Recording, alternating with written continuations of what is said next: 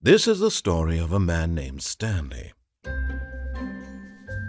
Stanley worked for a company in a big building where he was employee number 427. Employee number 427's job was simple. He sat at his desk in room 427 and he pushed buttons on a keyboard. Orders came to him through a monitor on his desk, telling him what buttons to push, how long to push them, and in what order. This is what employee 427 did every day of every month of every year. And although others might have considered it soul-winding, Stanley relished every moment that the orders came in, as though he had been made exactly for this job. And Stanley was happy. And then one day, something very peculiar happened. Something that would forever change Stanley. Something he would never quite forget. He had been at his desk for nearly an hour when he realized that not one single order had arrived on the monitor for him to follow. No one had showed up to give him instructions, call a meeting, or even say hi. Never in all his years at the company had this happened, this complete isolation. Something was very clearly wrong. Shocked, frozen solid, Stanley found himself unable to move for the longest time. But as he came to his wits and regained his senses, he got up from his desk and stepped out of his office.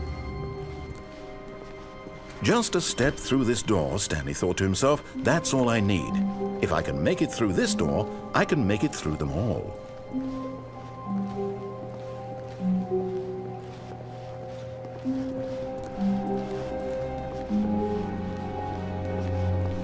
When Stanley came to a set of two open doors, he entered the door on his left.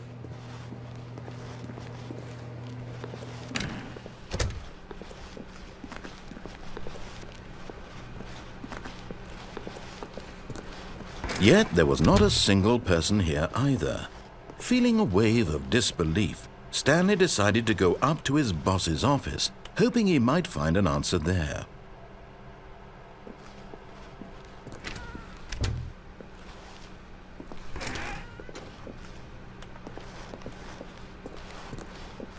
Coming to a staircase, Stanley walked upstairs to his boss's office.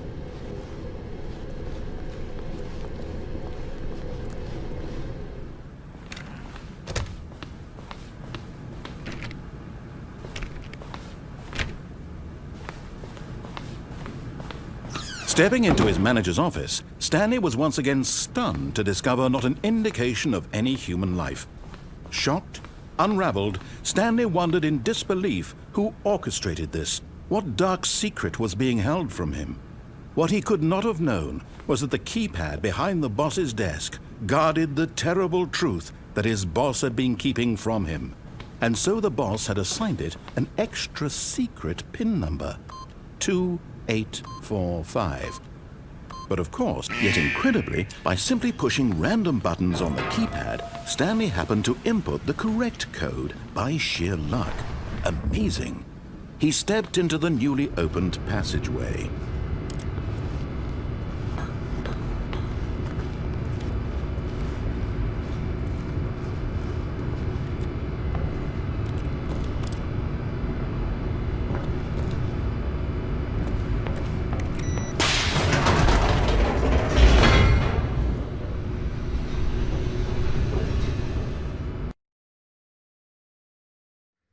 Descending deeper into the building, Stanley realized he felt a bit peculiar. It was a stirring of emotion in his chest, as though he felt more free to think for himself, to question the nature of his job. Why did he feel this now, when for years it had never occurred to him? This question would not go unanswered for long.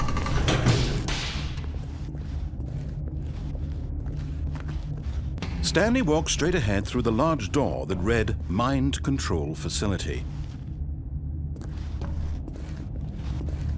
Although this passageway had the word Escape written on it, the truth was that at the end of this hall, Stanley would meet his violent death.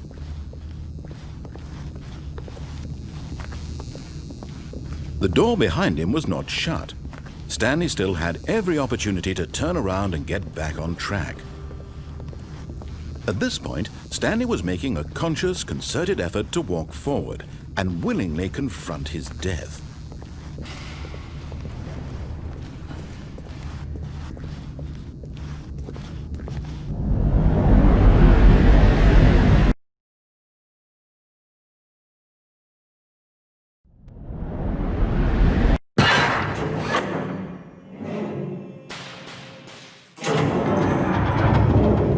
As the machine whirred into motion and Stanley was inched closer and closer to his demise, he reflected that his life had been of no consequence whatsoever.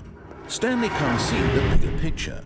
He doesn't know the real story, trapped forever in his narrow vision of what this world is. Perhaps his death was of no great loss, like plucking the eyeballs from a blind man. So he resigned and willingly accepted this violent end to his brief and shallow life. Farewell, Stanley.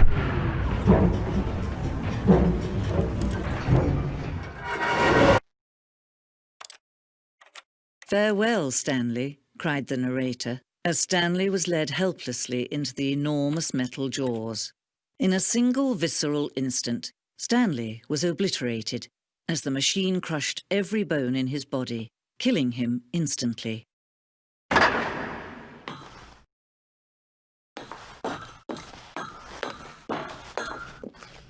And yet it would be just a few minutes before Stanley would restart the game, back in his office, as alive as ever.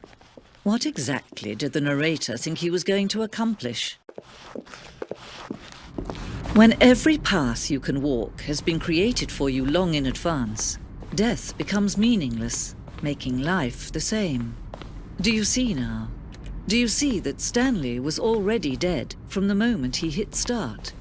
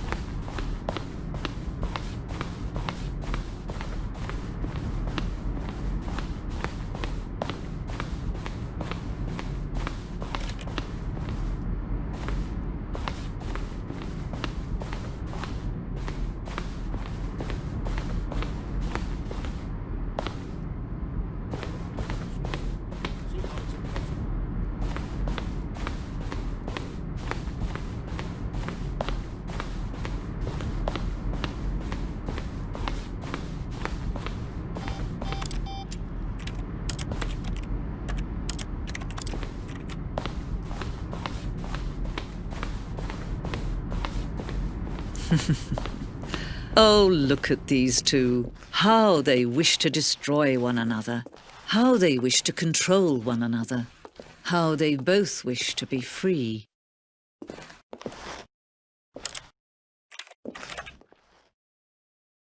Can you see?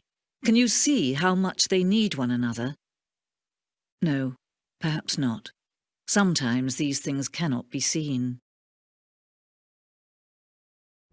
But listen to me. You can still save these two. You can stop the program before they both fail. Push escape and press quit. There's no other way to beat this game. As long as you move forward, you'll be walking someone else's path.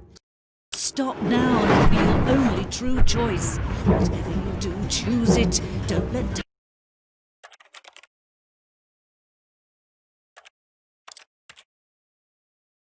time choose for you. Don't let time